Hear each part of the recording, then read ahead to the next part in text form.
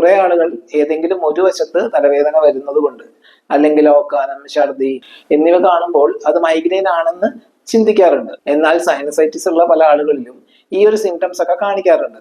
തലവേദനയോടൊപ്പം മൂക്കടപ്പ്, കണ്ണിൽ നിന്നും വെള്ളം വരിക, റണ്ണിങ് നോസ്, കണ്ണിന് ചുറ്റുമുണ്ടാകുന്ന വേദന, മൂക്കിലും മുഖത്തും ഉണ്ടാകുന്ന കൺജഷൻ എന്നിങ്ങനെയുള്ള ബുദ്ധിമുട്ടുകൾ കാണുമ്പോൾ അത് സൈനസൈറ്റിസ് ആണെന്ന് കരുതാറുമുണ്ട്. പക്ഷേ ഈ ലക്ഷണങ്ങൾ മൈഗ്രെയിൻ ഉള്ളവരിലും കാണാറുണ്ട്.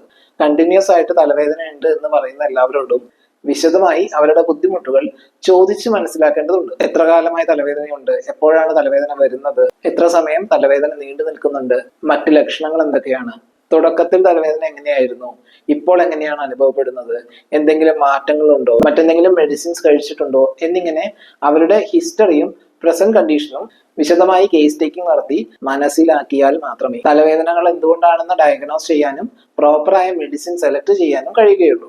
അതുകൊണ്ട് ഫ്രീക്വന്റ് ആയോ കണ്ടിന്യൂസ് ആയോ തലവേദന അനുഭവപ്പെടുന്നുണ്ടെങ്കിൽ ഇന്റർനെറ്റിലോ അല്ലെങ്കിൽ മറ്റേതെങ്കിലും രീതിയിൽ നിങ്ങൾക്ക് വരുന്ന 1-2 ലക്ഷണങ്ങൾ മാത്രം കണക്കിലെടുത്ത് മൈഗ്രെയിൻ ആണ്, സൈനസൈറ്റിസ് ആണ് എന്ന് ഉറപ്പിക്കുന്നതിന് പകരം ഒരു ഡോക്ടറെ കൺസൾട്ട് ചെയ്ത് തലവേദനയുടെ കാരണം എന്തുകൊണ്ടാണെന്ന് ശരിയായി കണ്ടെത്താനും അതിനാവശ്യമായ ട്രീറ്റ്മെന്റ് എടുക്കാനും ശ്രമിക്കുക.